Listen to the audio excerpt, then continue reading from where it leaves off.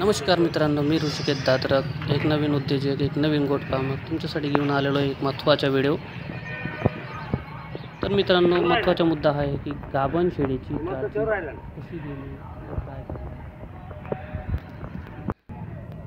ही आपली गाभण शेळी बघू शकता तुम्ही।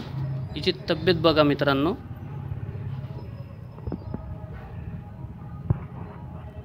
व तिचा रुबाब पण बघा, चाल डाल वगैरे, आणि तिची कास बघा मित्रांनो।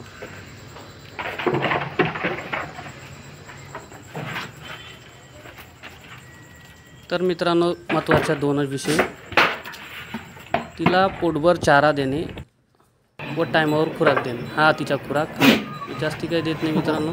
फुटाण्याचा पोत्रा आहे, बघू शकता तुम्ही।